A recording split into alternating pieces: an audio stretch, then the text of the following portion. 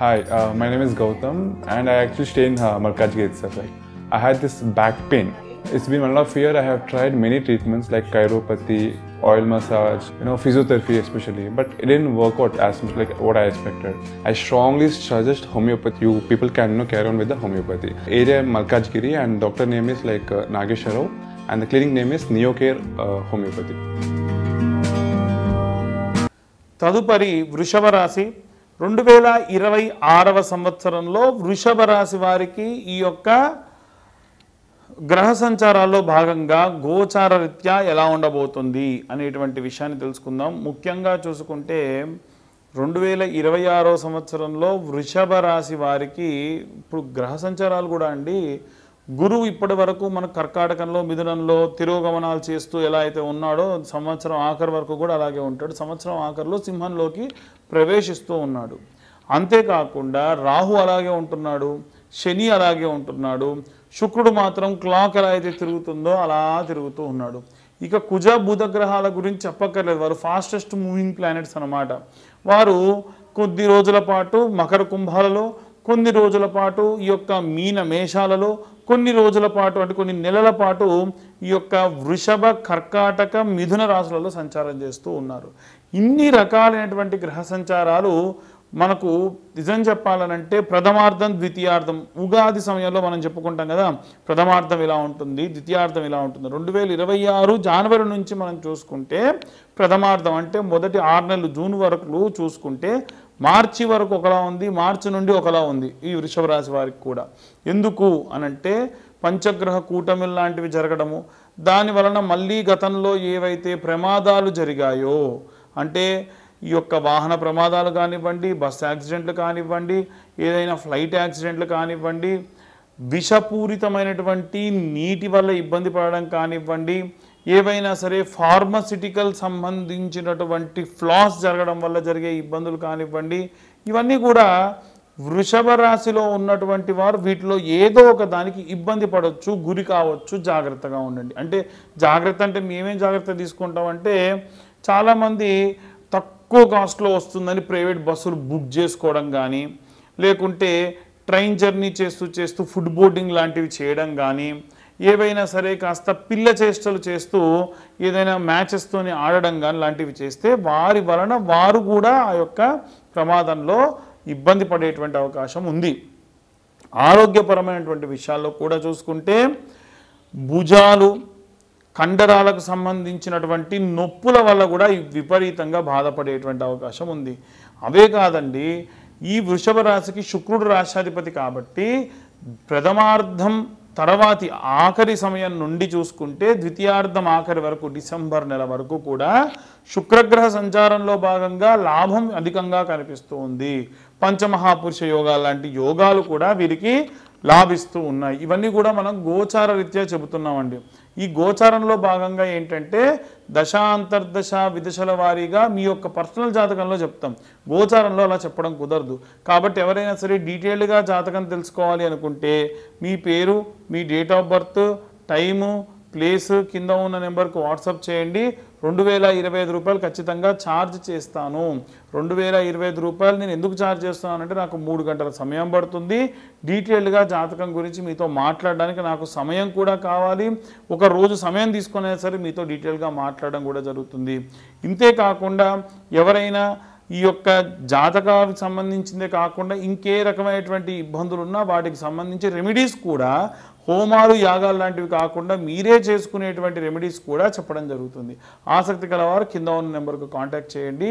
అందరూ కూడా ఏ రెమెడీస్ తీసుకోవాలి, ఏ మంత్రం చదవాలనేటువంటి విషయాన్ని ఇప్పుడు మనం తెలుసుకుందాం.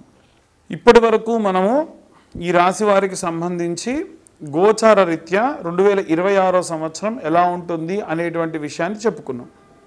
ఇప్పుడు ఇంకా విశేషంగా ఈ సంవత్సరం జరిగేటువంటి కొన్ని సంఘటనల గురించి తెలుసుకుందాం. ఏమిటంటే పంచభూతాలను మనం ఎంత కాపాడితే అవి మనల్ని అంత కాపాడతాయి. మనం ఇవాళ రేపు ఏం చేస్తున్నామంటే భూమిని కలుషితం చేస్తున్నాం. రివర్స్ బోరింగ్ సిస్టంతోని కలుషితమైనటువంటి కెమికల్ వాటర్ అంతా కూడా ఎక్కడో దూరంగా ఊరికి అవతల పడేసేది, ఊరంతా పెరిగిపోతుందని భూమిలో మళ్ళీ వేస్తున్నాం. దానివల్ల కింద అండర్ గ్రౌండ్లో ఉన్నటువంటి నీరంతా కలుషితం అయిపోతుంది. ఇలాంటి వాటిని ఎట్టి పరిస్థితుల్లో అరికట్టాలి. రెండవది, వచ్చేటువంటి నీటిని మనం ఇంకుడు గుంతలతోని సేవ్ చేసుకోవాలి.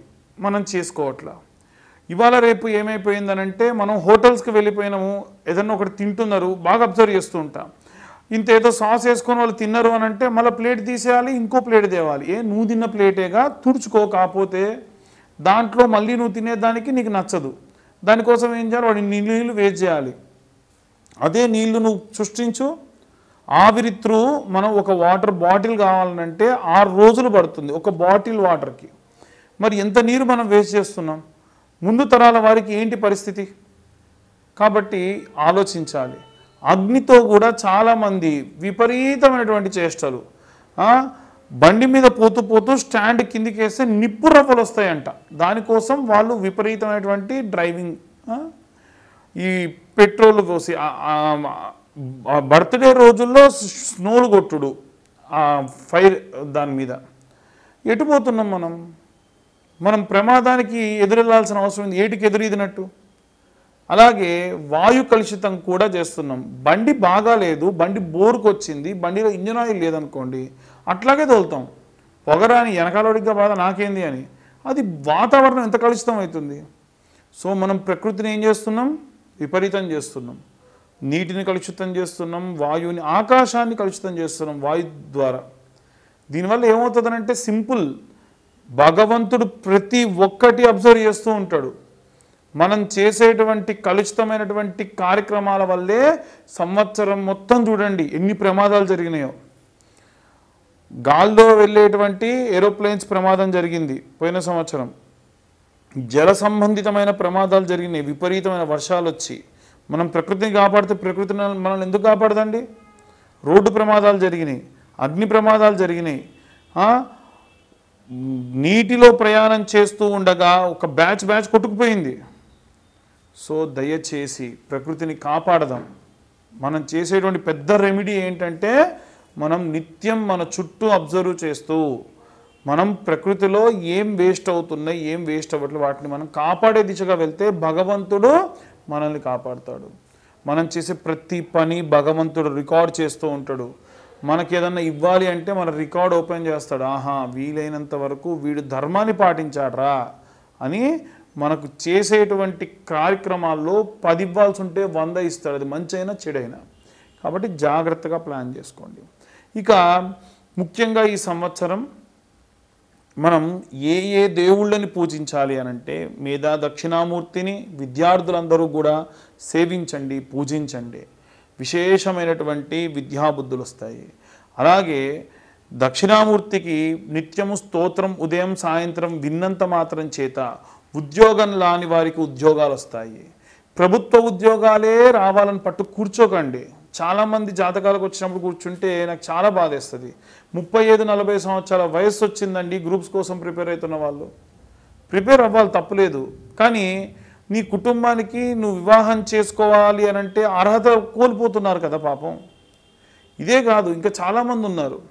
నాకు ఫలానా అమ్మాయే కావాలి, ఫలానా ఎత్తు, ఫలానా ఒడ్డు, ఫలానా పొడుగు కావాలని చెప్పి, లేదా ఎవరినో ప్రేమించి వివాహం చేసుకోకుండా అలాగే ఉండిపోయి, కుటుంబ సభ్యులు నా దగ్గరకు వచ్చి ఒక తల్లి ఏం చెప్పింది, నా ఇంట దీపం పెట్టాలయ్యా, నేను చచ్చిన తర్వాతకి నా ఇంట్లో దీపం పెట్టే దిక్కు లేదు, నా కొడుకు పెళ్లి చేయి స్వామి, నీకు ఎంత డబ్బుగా అంత ఇస్తా అంటే మనస్సు వికలితం అయిపోయింది నాకు. అంటే ఎంత దారుణమైన పరిస్థితికి పిల్లలు తల్లిదండ్రులను తీసుకెళ్తున్నారంటే, వాడు ఏమీ చేయగల, ఏ చెడ్డ అలవాట్లు ఉండే పరిస్థితి లేదు. వివాహం చేసుకోవాలి కదా సమయానికి, అవి చేసుకోవట్లా.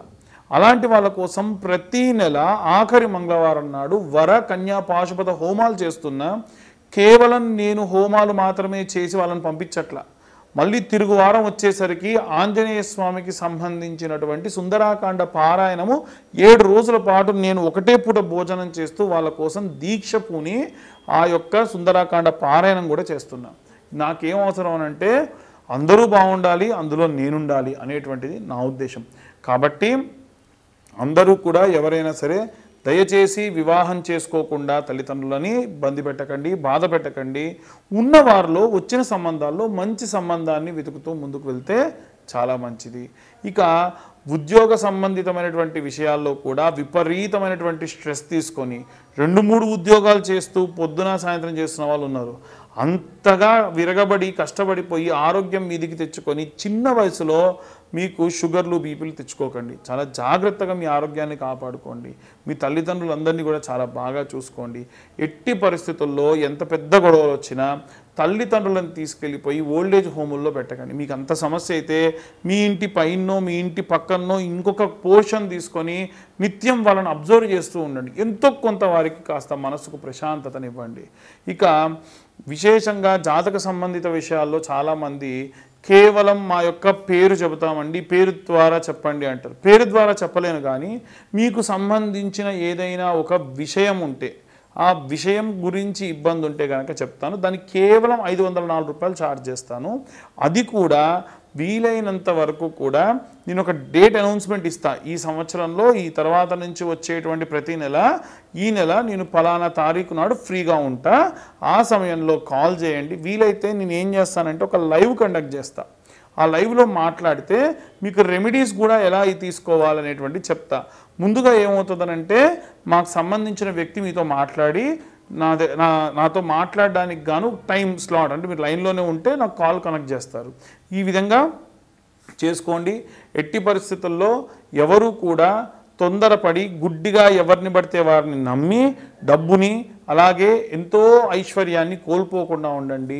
చండీ పరాదేవతకు సంబంధించిన హోమములు కానీ, ఇష్టకామ్య సిద్ధ్యర్థం మహాగణపతికి సంబంధించిన సంకటహర చవితి నాడు జరిగేటువంటి హోమములు కానీ, ఏవైనా సరే వర కన్యా పాశుపత హోమములలో పాల్గొని విశేషంగా మీరు ఆ యొక్క స్వామివారి యొక్క అమ్మవారి యొక్క సంపూర్ణ కృపకు పాత్రలు కానివ్వండి. సర్వే జనా సుఖినో భవంతు. స్వస్తి.